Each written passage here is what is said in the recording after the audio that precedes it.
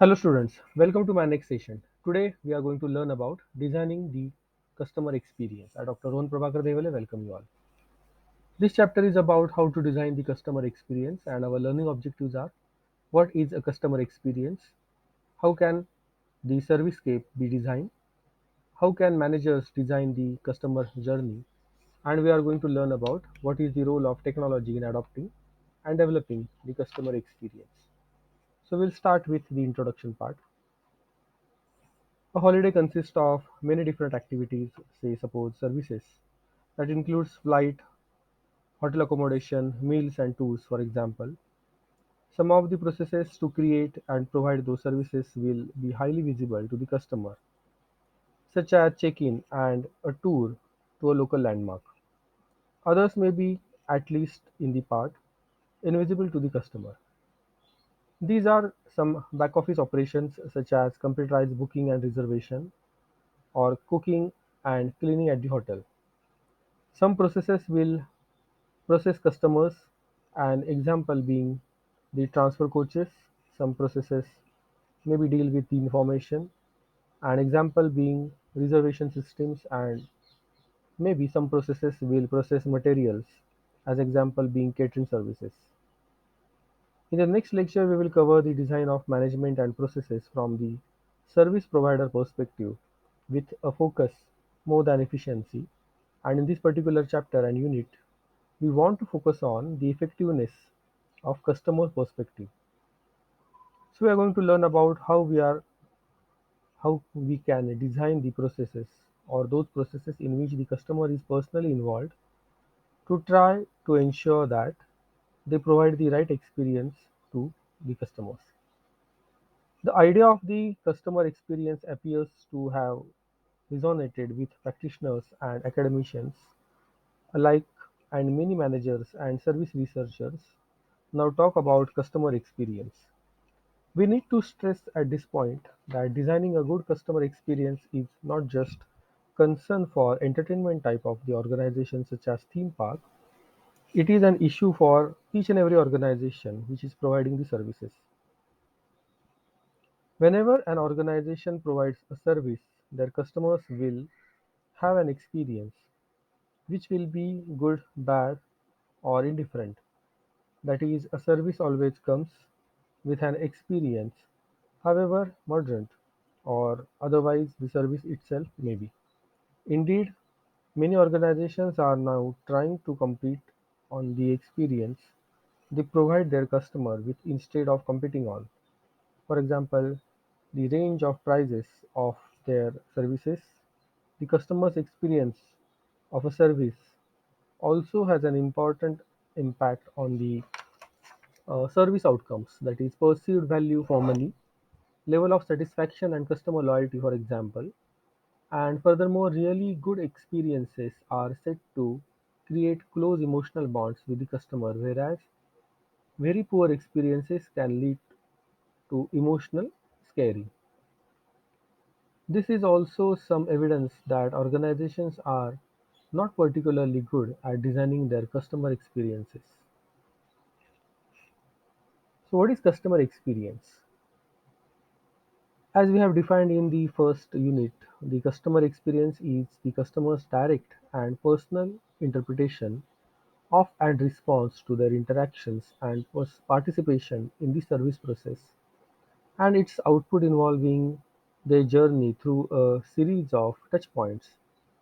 In this particular unit, we will focus on that journey, the customer journey through the service, the impact it will have on the customer, that is their emotions, and how it can be designed to deliver their service concept.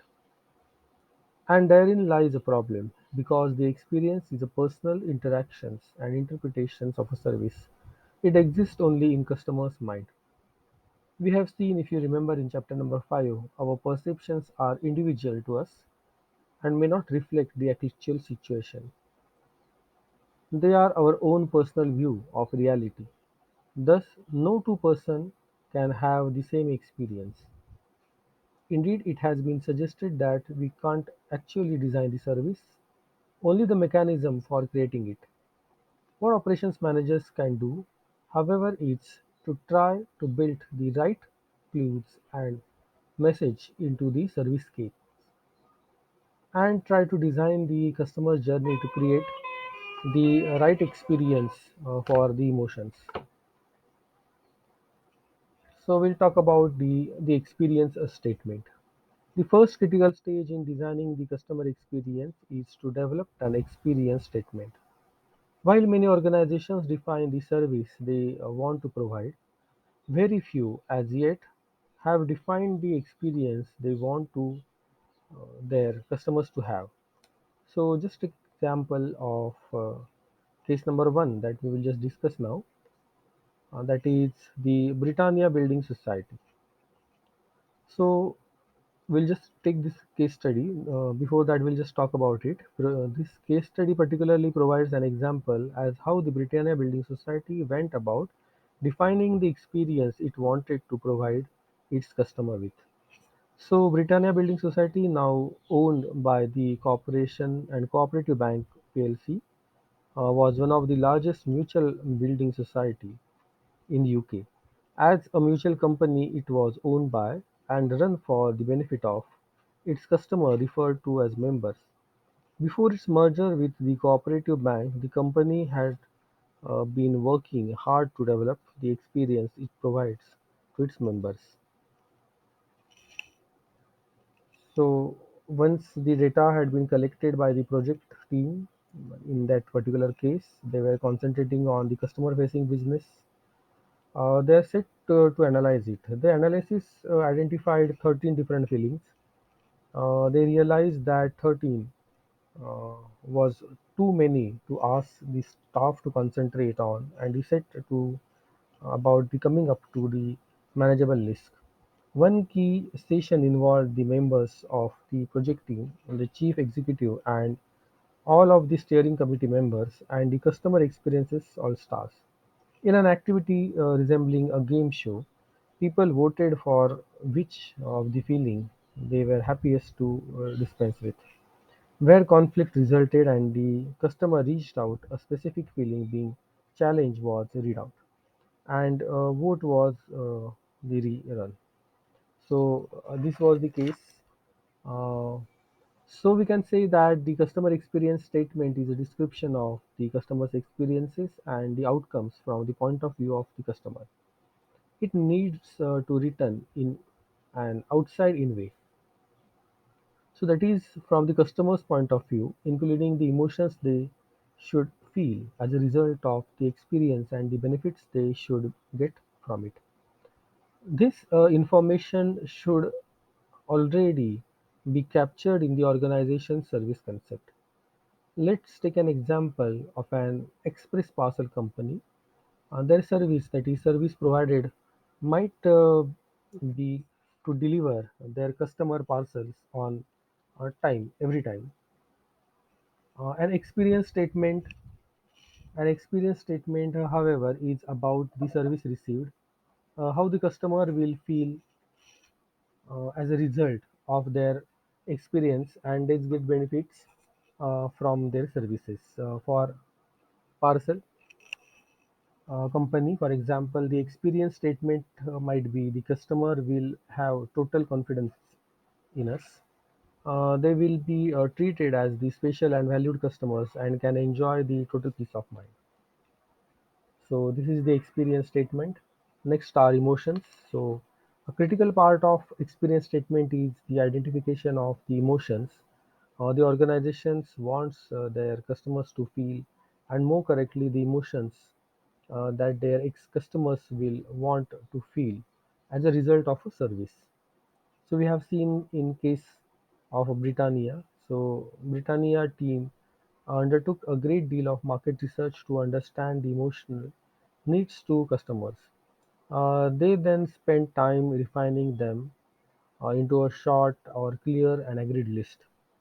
Having this set of emotions enabled them not only to construct their experience statement but also to redesign their processes and procedures, such as training programs, recruitment criteria, customer feedback forms, etc., to try to ensure these emotions were actually created in the minds of the customers.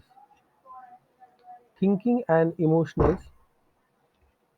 Uh, in terms of emotions, it is not straightforward. Although we constantly feel emotions, we tend not to categorize them. For example, if we are having a discussion with our teenage children, we don't stop and think, okay, what emotions I'm feeling now? I'm proud of the compassionate, annoyed, and unsure and apprehensive or despairing, etc. So, as operation managers and designers, it is helpful if we become more mindful of our emotions. This better enables us to understand how our services may be affecting the others. This is also recommended for people wanting to enhance their emotional intelligence. Mindfulness is the practice of comprehending our feelings, becoming aware about them, and observing them, and then ultimately managing or controlling them. This is a fundamental element of Buddhist philosophy and also refers as sensory acuity in neuro linguistic programming. So there are over 300 distinct emotions which have been categorized into seven primary emotions. Like just see one example on one figure, weak to strong emotions. So there are over 300 distinct emotions which have been categorized into seven primary emotions. These are joy, then surprise, then love, fear, anger, shame, and sadness. Joy, for example, includes secondary level of emotions, including amused, cheerful, and euphoric. These primary emotions range from weak to strong. For example, might range from warm to imitate, etc. So you can see in this particular figure. So you can pause the video and you can carefully observe various emotions there. So emotions are often powerful, subjective feeling with associated psychological states. Emotions are managed by our emotional brain, the limbic system, which floods our neurochemical pathway with hormones in response to real and perceived our imagined stimuli. Our response to emotions can be strong and primitive, and this is usually regulated by our prefrontal context. So there are three important points here. First, although most managers believe they and their customers make decisions based on the rational argument, most decisions are driven by the more emotional responses to stimulation. Indeed, psychologists have repeatedly shown that our ideas that rational decision making is delusion. So emotions, even at a subconscious level, have been powerful influence in rational decision making. Secondly, our response to feelings, to emotions are swift and strong, and sometimes may be wrong. But if positive can create powerful emotions bonds between a customer and organization, and negative can create a lasting emotion scars in customers. And thirdly, few organizations, unlike Britannia, have articulated and agreed their emotions. They actually want their customers to feel, despite the fact that all their customers will feel emotions as a result of their experiences with them. Thus, service designers need to ensure that their service is designed to try to create the right emotions in customers. Having defined the experience statement, capturing the experiences and emotions to be created, we can now have then the set of designing the service escapes and the customer's journey through the service process. So we'll just start with that session. So next is how can the servicescape be designed. So the customer experience takes place in an environment that will affect the customer's perception of the service provider. The term servicescape is used to describe the physical surrounding of the service. We use it here to include both the physical and informational environment in which a service is both created and provided. It is the environment for both staff and customers. The servicescape of a hospital, for example, comprises the car parks, the buildings, the decor, and the arrangement of seats in a waiting room or staff canteen. An internet-based servicescape may include the appearance, user-friendliness, and accessibility of the organization's website. The operations managers buy or build their facilities. They need to ask about more than the size, type, and number of locations of those facilities. They also need to consider their impact on the customer's experience. Hard chairs without arms set out in the clinical rows in a waiting area or waiting room provides one type of experience, whereas clusters of armchairs with the coffee tables and magazines provide a quite different one. The choice and style of facilities should therefore be in tune with the desired experience based on the service concept. This is not to say that all the chairs, for example, should be comfortable.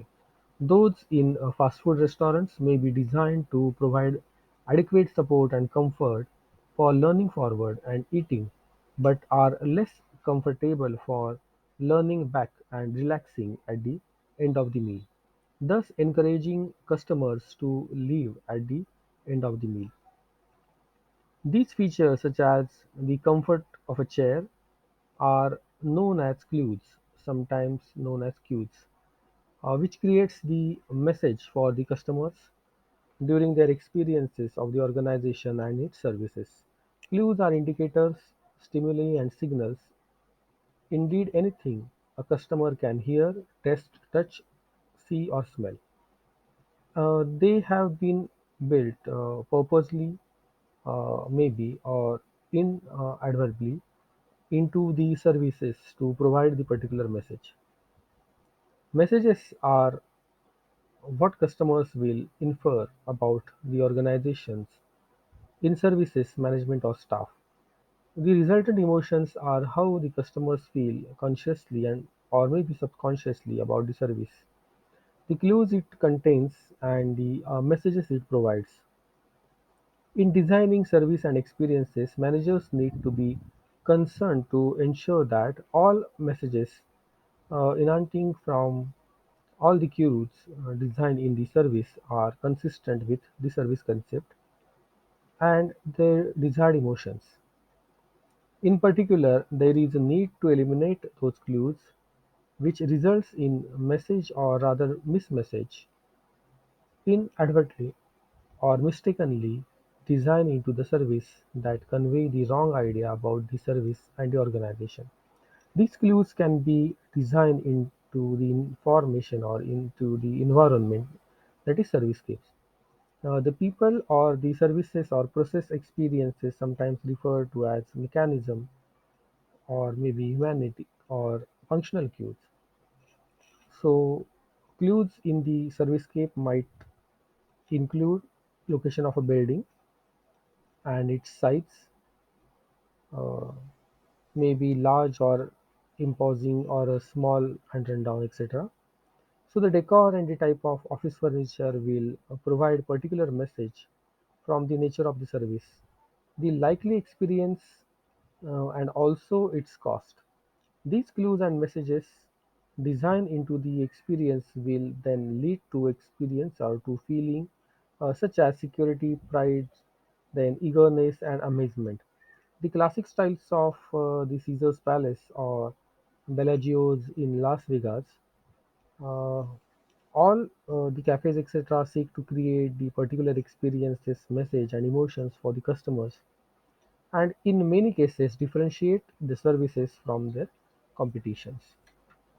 People clues might include the uniforms, then dress demowares of the employees, which will provide the particular message about their approach, trustworthiness, and success. For example, the distinctive uniforms of Singapore Airlines flight attendants, the dark well-cut suit worn by the consultants, or the casual appearances of a university professor all provide a particular message to and create particular emotions within their respective customers. The process or experience clues are those that are designed into the customer journey, and we'll deal with this in more details. We'll just explain that in the next session. Before we do that, it is important to recognize that these clues and messages not only signal the nature of experience and create the experience for the customer, but they can also influence their behavior and that of their staff. So we'll just talk about now influencing customer behavior and influencing employees. First, about the customer behavior. So consumer behavior or customer behavior and their experiences can be to some extent determined by the servicescapes, by its ambience, its lighting, decor, or indeed the music. Womba may encourage customers to eat more, while the tempo of the background music in a shop can influence the people for shopping and the amount spent by the customers. A number of studies have addressed the issues of environmental design effects, sometimes referred as aesthetic atmosphere, upon the psychological and behavioral responses of the customers in the shopping centers, in retail outlets, and other service encounters. Clear, and well lit food cabinets, for example, lead customers to perceive their products are fresh. The servicescapes also influence the nature of interactions between the and between the customers and the employees. Seating arrangements or the amount of background noise, for example, may encourage or discourage the conversation or interactions between the customers and the employees. The existence of clues, whether a physical clue or a clue or a particular cue on a telephone, etc., for example, provides the physical or informational evidences that influence the customer behavior. The simple existence of queue in some countries encourages customers to modify their behavior. They will wait in turn, physically position themselves relative to their waiting, and up to a point be prepared to accommodate a delay in service. A queue, like other emotional clues, such as temperature and lighting, for example, may also generate approach or evidences behavior. It has been suggested that individuals react to environmental in two general and opposite ways. They are either attracted towards it, or maybe repulsed by it. For some people, a queue to enter a restaurant, for example, may be a signal, a place to be seen, or a popular destination worth trying. Or others, it represents the crowded and trendy place, or maybe act as the de-selection devices. So the design of equipment or information interferences or it interface will have an effect on the customer's behavior. In particular, their ability to interact with and obtain service from remote service providers such as organizations using the internet, then remote cash machines or ticketing machines. Fast, easy, and user-friendly interfaces will lead to approach the behavior, whereas slow and difficult may well lead to avoidances. Then influencing employees, just as the physical and informational aspect of the service environment influence the customer, they also influence the employees and affect their experience of their organization. It has been suggested that the appropriate environment results in approach rather than the avoidance behavioral by the employees. As a result, they are more committed to the organization, stay longer, and more able to carry out their roles effectively. Now we'll see next part. You can see this figure also. So a simplified service process is described in this particular figure, and we'll just talk about how can managers design the customer journey. So the customer journey is the services or the series of steps that take and the touch points they have as they experience the service process. We'll just take one example of case study of acute patient's journey. So that particular, I'll just take the case first, then we'll talk about this. So Paul Valley, uh, Brackwick Business School. So when and actually ill patients need to treated urgently, the whole healthcare system has to respond in a coordinated manner. For example, if a patient attends a local doctor's like general practitioner's clinic with abdominal pain and the doctor assesses this is the probable acute appendix, etc., the patient needs to be admitted in the hospital for surgery immediately. First, the local doctor might phone a house officer or maybe a doctor for the local general hospital to agree the probable diagnosis so that the patients can be surgically accepted by the hospital.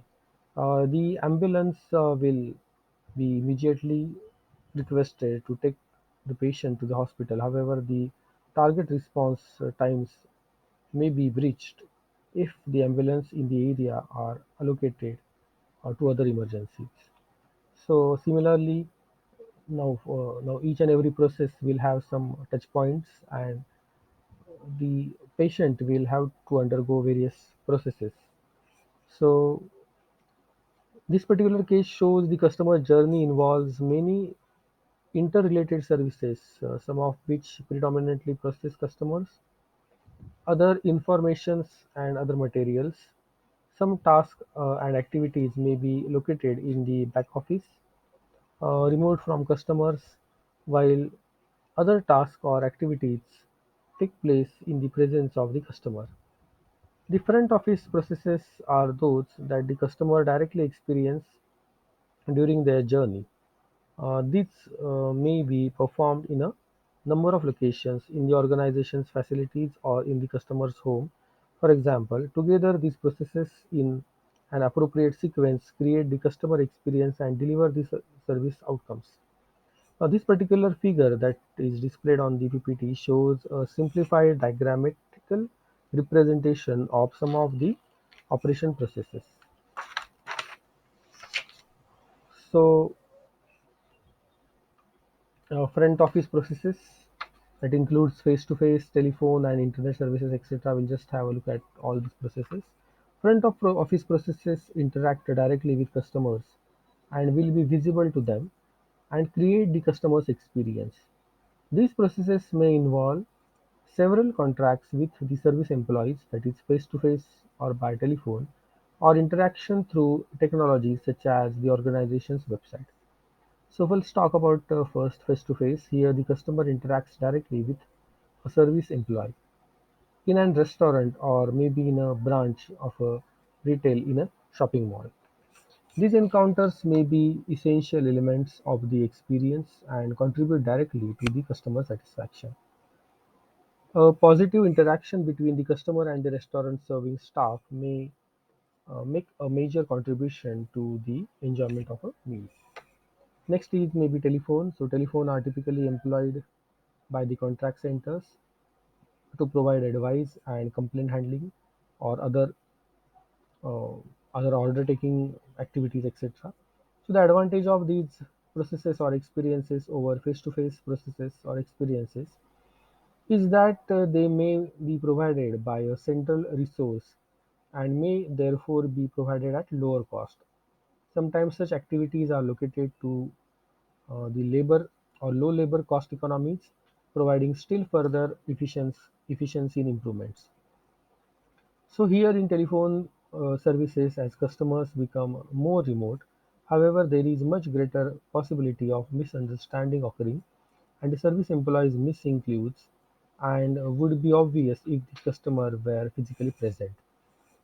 Third one is internet services and other remote interactions. Internet-based services enable still further efficiency saving to be made. So the internet can provide access for the customers at all times and enables them to request the information or to order products or to order the products and services as and when they wish. Other remote service processes includes contact through the letters or mailing or through automated service processes such as bank automated telling machines, that is ATMs. Uh, Whatever the mode of interaction, it is important that its impact on the customer experience is recognized. It is also it is all too easy for the process to be designed for the benefits of the service provider and ignore customer experiences. So the customer often plays an important role in front office processes and is an operational resource. As we can see in this particular figure, the customer fulfill many roles, providing themselves and the others with the services, maybe collecting of materials and providing information to staff. For example, the selection and training of these customers or customer employees will be critical for the operational success. The presence of the customer may have benefits in terms of providing an additional resource and better communication, but also disadvantages because the presence of customer may inject unpredicted vibrations into the service process. Now we'll take some examples of front office processes, what that includes. So it includes first a management consultant working with a client to develop a diagnosis of a problem to be solved. Then maybe a nurse administering the prescription of drugs to a patient. Then maybe a contract center agent answering a customer's query about the progress of a mail order shipment. And lastly, a prospective customer navigating the website of an electronic good retailer in order to select an order computer. This demonstrates that there is a wide range of possible front office processes. Some have well-defined routines, as in the contract center's inquiry process, whereas other depends almost entirely on the skills, knowledge, and expertise of the service provider. In the case of management consultant, there may be a preferred approach to problem diagnosis, but this process is likely to be extremely flexible. The final example, that is the you can see the prospective customer navigating. So that final example is the list illustrating a growing trend for the service designer to shift from the activity from the service provider to the customer. So activity from the provider to the customer, indeed some service organizations are trying to encourage uh, the customer to do more. So just look at this particular figure. The figure is changing front office and back office activities. So we are encouraged to use the internet to buy tickets or find out information about holidays and train or plane times, etc., thereby reducing the cost for the organization and sometimes the cost to them ourselves, but usually at the cost of much greater time and effort on the part of the customer. In this case, the service designer need to design a clear customer journey, that is a road map or route map, to guide the customer through the company's internet site. This demands a greater investment in the process design and technology, but yields benefit for the provider in low transaction cost and for the customers in greater access to information and freedom to shop at their own convenience. All front office processes have a common problem: the unpredictability of the customer. In the example of management consultant, the competency and willingness of the client to understand and communicate the true nature of the problem to be studied and solved will have a major impact on the effectiveness of the consultant process and the customer's experience of it. The variability This variability is also present to some degree in high volume business to consumer services such as fast food chain. However, much of the customer is trained to ask for a standard product in a standard manner. There is likely to be a significant percent of the customers who want something different or who disrupt the carefully designed service process by asking for advice or help beyond the expected level. So we have seen front office services, we have seen examples. Now we'll go to back office processes and we'll see few examples as well. So back office processes, which we will deal more in the next chapter. So back office processes operates at a distance from the customer and are largely invisible to them. These processes do not have the complications of the customer's presence and are frequently more efficient as a result. Examples of back office processes include a check clearing process for a retail bank, computer repair process, then preparation of food in a restaurant, and most manufacturing processes. Some of the organizations are shifting their activities from the front office to their back office. You can see in the particular figure again. Many retail banks, for example, have removed many administration processes from their branches, that is, front offices, and combined them in high volume and efficient centralized back office processing centers, such as a check processing center. There are several reasons why organization might wish to move activities from the front to back offices. So first is common back office processes serving a variety of customer facing processes provide the cost and consistency benefits. An example would be the company managing a portfolio of restaurant brands, each with a different style but using a food menu with a considerable degree of overlap. Consolidation of common processes such as uh, recipe development, recipe development, purchasing, and inventory management yields major benefits for the company, leaving the individual brand managers to concentrate on the services or the service differentiation issues.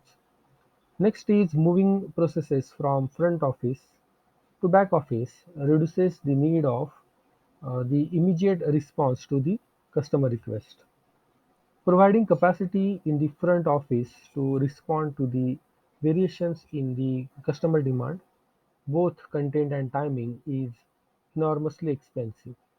Generally, the trade-off in the case is that the customer expects more restricted service and slower response in return for the lower prices.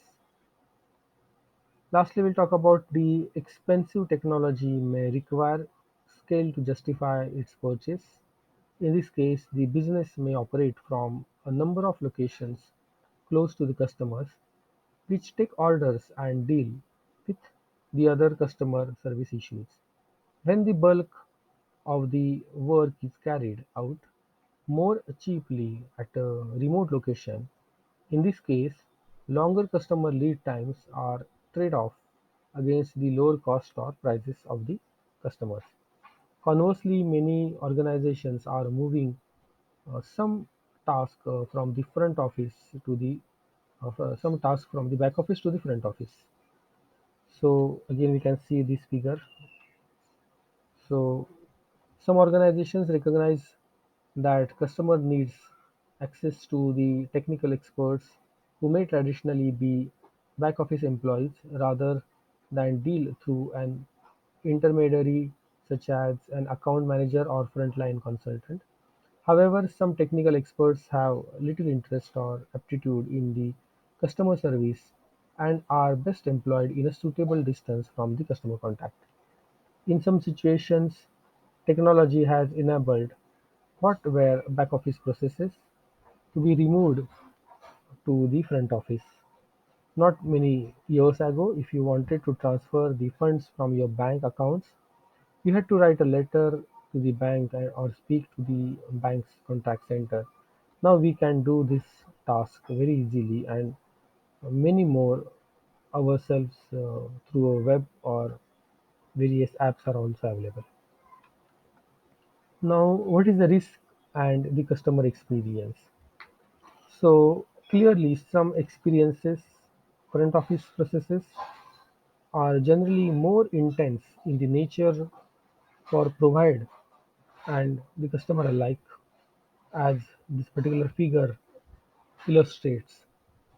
An aspect of variability in the service encounter is the extent to which the customer perceives some degree of risk or uncertainty. This risk may take a number of forms. That can be financial risk. So we'll first talk about financial risk. In some situations, it may be difficult for the customer to access the extent of the risk. The purchaser or a used car does not know how reliable the vehicle will provide to be.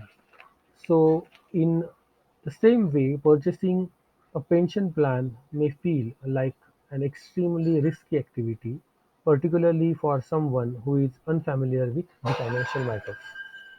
Next will be the physical risk. Going on an adventure holiday or flying in an aeroplane clearly entails some physical risk. In the former, it could be reasonably expected that the customer choosing such a holiday that have made some assessment of the risk involved and will see as the part of the expected experience. With an airline flight, although the risk of life and limb is small, it does create a degree of discomfort for many people. Next is psychological risk. This type of risk may arise from number of sources. It may come from the customer's lack of confidence or competency. Uh, Anxious customers are likely to prove difficult in the service, not because they are intentionally obstructive, but rather because they channel the energies into distracting their thoughts from their concerns. Furthermore, nobody likes to feel inferior or incompetent. It is possible that the service organizations may make assumptions as to the competency of their customers. If this is combined with a very public display ignorance, the customer may become either very quiet or very noisy. Finally, a significant number of people find the presence of large number of people in the close proximity a trial in itself. For some of these private people, any form of social experience can be painful. This may be in a stark contrast to the customer facing the employees who may have been chosen this role in large part because of its high degree of customer contact. Now, this particular figure illustrates the extent of social interaction in a routine service experience for a range of service situations.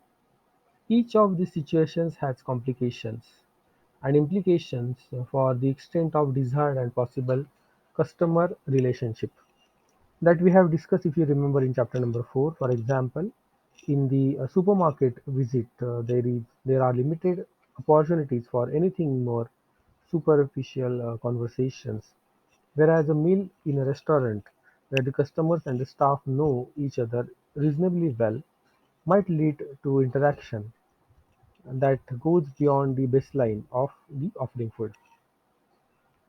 It should be noted that social interaction is often linked in some way to a mechanism for managing risk.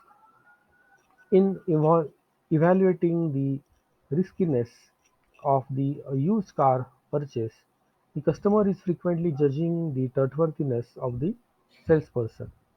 The business of the cabin crew on a long distance flight provides a distraction for those who might be tempted to draw on the risk of flying, and allows the crew to keep an eye on those who might be suffering from extra anxiety.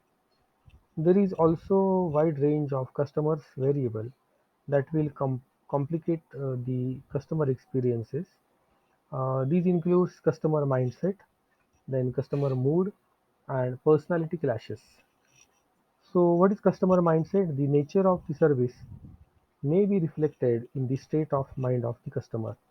A customer complaint processes will probably not have the customer in the most helpful mindset. On the other hand, customers who are going to a theme park or to a family celebration in a restaurant are more likely to be predisposed to having a good time. Next is customer mood. This is somewhat linked to customer mindset, in that people who complain might be expected to be angry, while people going to a celebration might be expected to be in a happier frame of mind. This message here is that it is extremely dangerous to make assumptions about the individual customers. Customers who were in a bad mood because they were under pressure or rushed on a previous occasion may turn out to be model customers for the next time. Last is the personality clashes. Some of the people simply do not get on. This seems to take an instant dislike to each other, or there is something about the other person that reminds them of another different, difficult, or dislike character. Psychologists call this as transference, which describes the situation when attributes of a previous relationship can transfer to a current relationship. A common example relates to authority figures. If some aspect of the service provider remind the customer of a hated figure from the past, it is unlikely that this transaction will be successful. All these factors like customer mindset, customer mood, and personality clashes must be taken into account both in designing the customer experience and in its day-to-day management. Next is the need to manage the total chain of processes. So service operations managers need to be able to manage the total chain of processes which link together to deliver the service to the customer and the end users. Most of us have experienced poor services and results from the lack of coordination between the activities. A simple example being the person serving you in the restaurant, promising you that your meal will arrive in few minutes without understanding that the kitchen is overwhelmed and wait will be considerably longer. Failure to manage end-to-end E2E processes leads to insufficiencies across the organization or chain of organization that comprise the service supply chain, leading to lack of the consistency, poor reliability in terms of quality and lead times, and increase the cost. We work with a major technology provider that operated its processes in functional silos, with little or no coordination between them. The result of this was that some functions were laying off staff 1 month and rehiring the some staff in the next or following month. This will clearly damaging the quality and customers experience and also efficiency. When the organization moved to manage and coordinate its processes on an E2E basis, the customers' experiences as well as the operational performance improved dramatically. So previously we have described the challenges in managing the supply chain, which through simple in the concept prove to be much more complex in application. Service managers must not only deal with the individual issues in managing the back office and front office processes, including managing the customers, also deal with the challenges of integrating activities across the chain. For the technology provider discussed above, many of the individual process steps require the undivided attentions of large number of highly qualified engineers. The end result was an artificial barriers were erected between the functions. Tasks were ill coordinated and activities duplicated.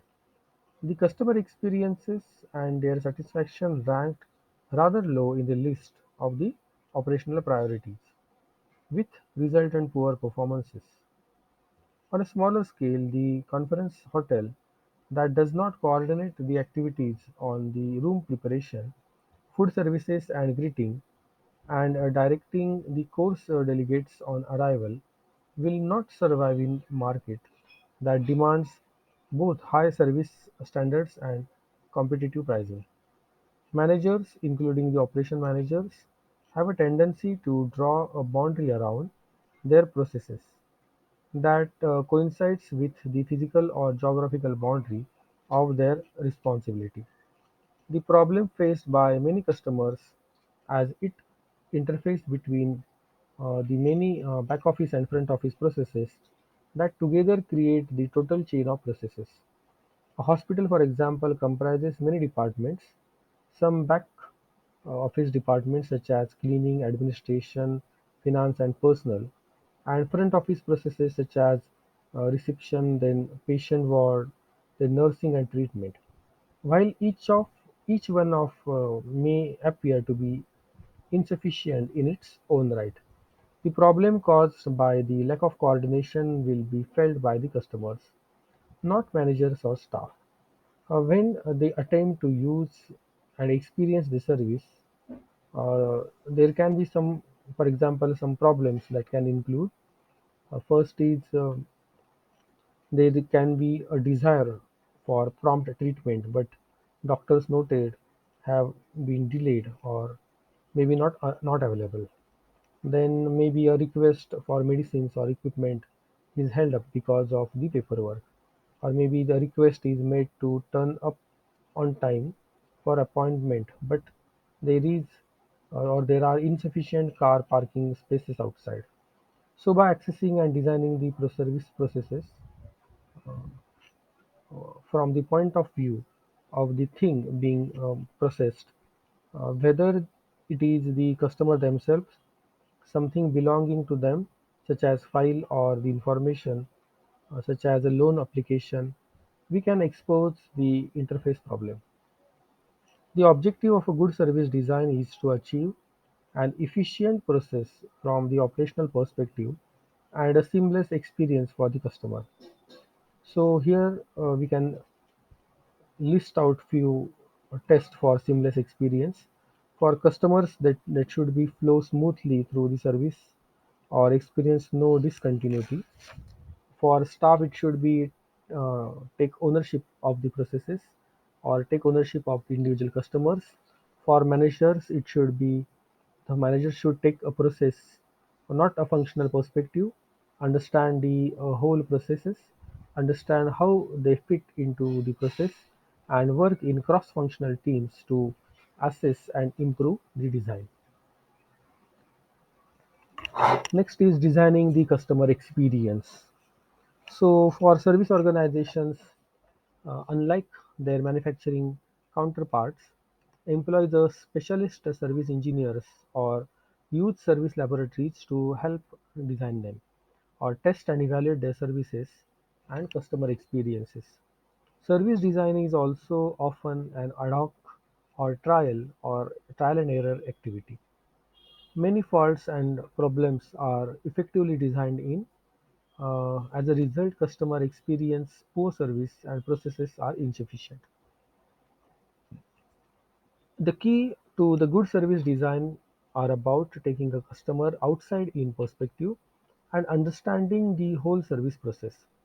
This may seem obvious, yet in many organizations, managers and their staff simply get used to seeing and therefore ignoring poor processes or see them from an internal inside out perspective, thus missing the experience from the customer's perspective.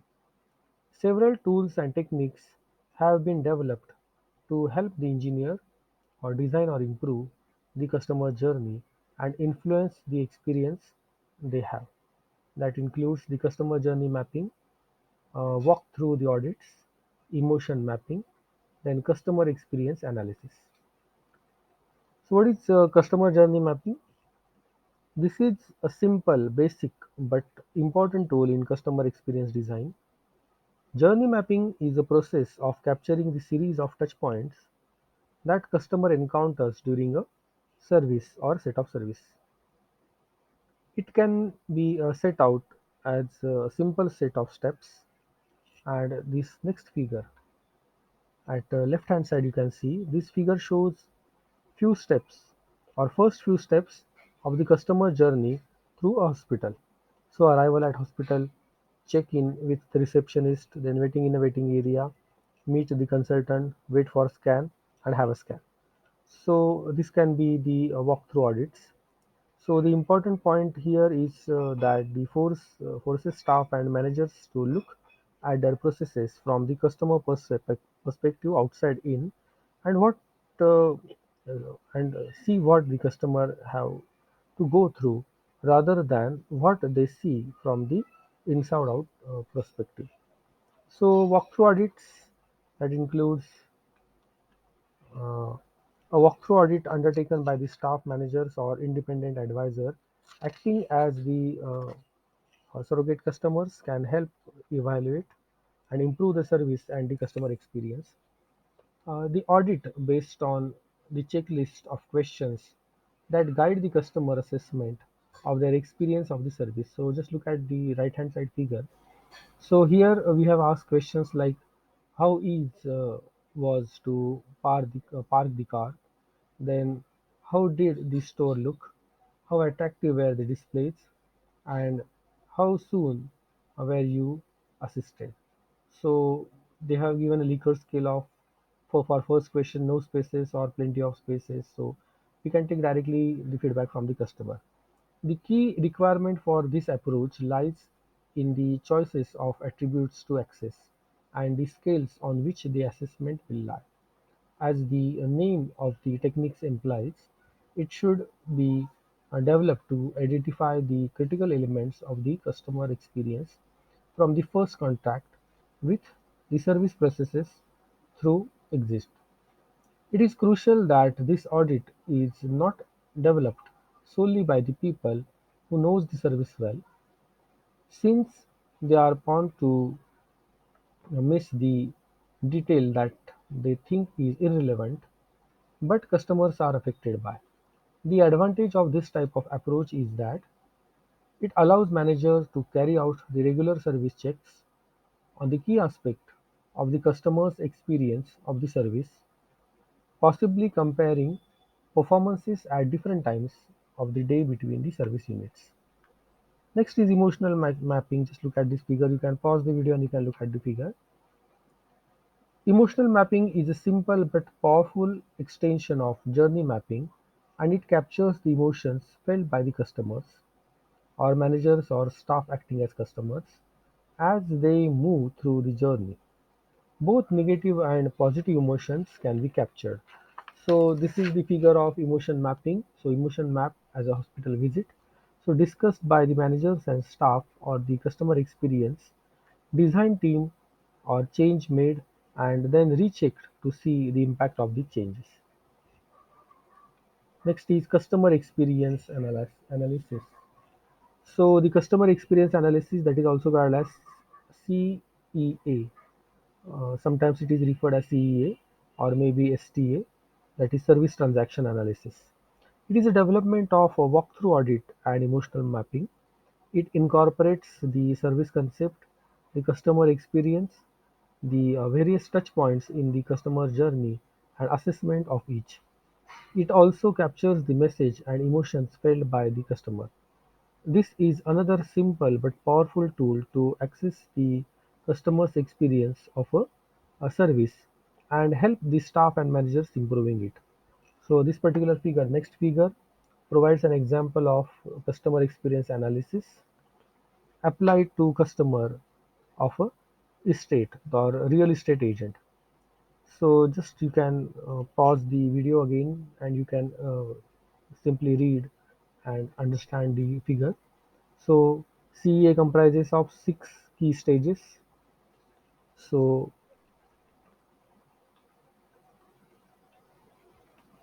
Two, the service concept needs to be agreed and specified. Then mystery shoppers, independent advisors, and preferably managers and their staff walk through the actual customer journey to access how the customers might access each touch point. Each touch point is briefly described in the left-hand column, and assessment of it's in terms of delighting or satisfactory or unsatisfactory. That is, delighted is plus sign, then satisfactory is 0.0, and unsatisfactory is minus. It is noted in the middle column. Also, if you want to elaborate, then you can elaborate it with the scale of 1 to 5 or 1 to 7.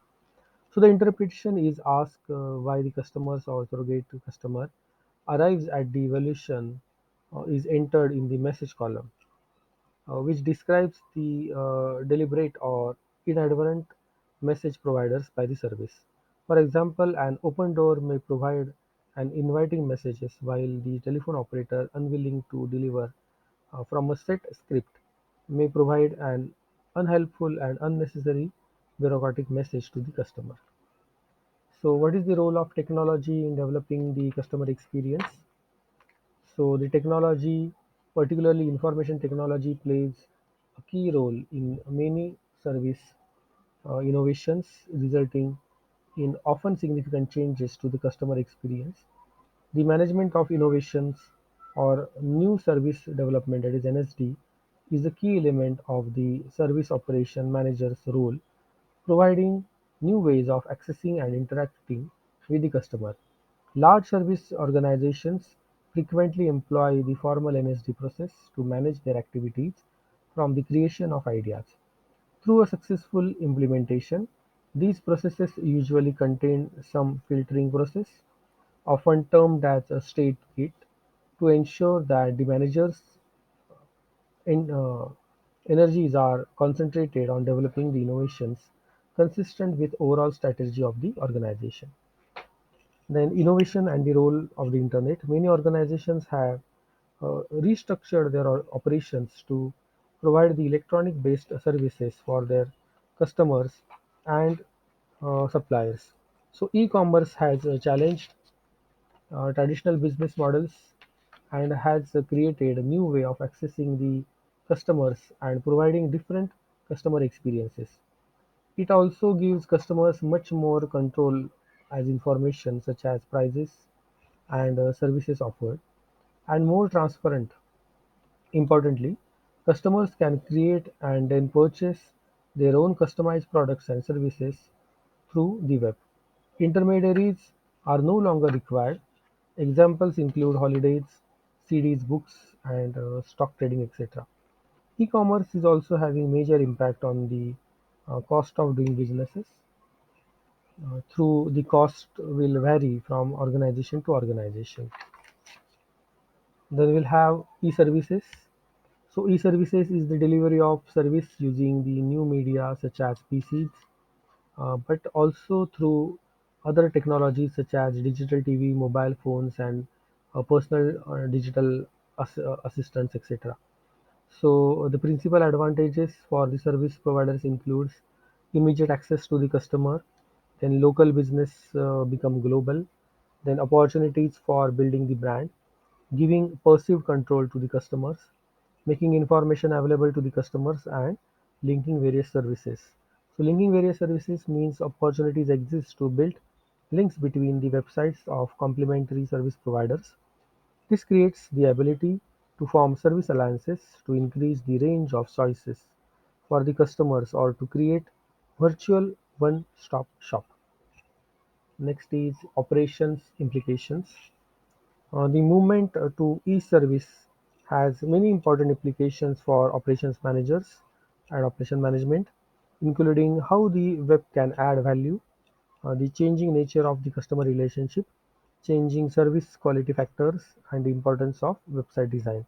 So that includes value-added services, then the changing nature of customer relationship, where we have to ask the questions like which customer segment will use the web channels, or what are the transaction cost, or how to give the maintenance and all. Next is changing service quality factors. that includes fast response, automatic response, customer communication, then link to frequency asked questions, ability to check the status, and so on. Also, website design, that key characteristics of good website includes responsiveness, then ease of navigation, then effectiveness and experience. Next is what are various strategies for change. One of the professor name is Chris Voss has identified several key steps in developing e-strategy or e-service strategy. Upgrade the current service interactions, then understand the customer segments, then understand the customer service processes and interactions, define the role of live interactions, make the key technology decisions, then deal with the tidal waves. That means be prepared to deal with the significant increase in the customer interactions that is associated with the web-based services, then customer training, then channel choice and web relationships. Some of the danger of which the internet services may be vary include building high expectations, creating a limited service offers, and focusing on the website at the expense of operational structures. And also the disadvantage is not managing the service recovery. With this, we are moving to the last part, that is summary. So we have learned first part, that is what is customer experience. So we'll summarize like a customer experience is the customer's direct and personal interpretation of their interactions and a participation in the service process involving their journey through a series of touch points. Because the experience is the customer's personal interpretation of a service, we can't actually design an experience, only the mechanism for creating it that can be created. A customer experience statement is a description of the customer's experience and the outcomes from the point of view of the customer, return it an outside in way. A critical part of customer experience or customer experience statement is the identification of the emotions the organization wants their customer to feel, or more correctly, the emotions that their customers will want to feel as a result of service. Next is how can the servicescape be designed? The servicescapes describe the physical and informational surroundings in which a service is both created and provided. Service clues are indicators, stimuli, and signals that have been built purposely or uh, inherently into the service to provide the particular message. So messages are what customers will infer about the organization, its services, and management or staff. The emotions are how the customer feel consciously or subconsciously about these those clues and messages. How can managers design the customer journey? The customer journey is the series of steps that take and the touch points they have as the experience the service process.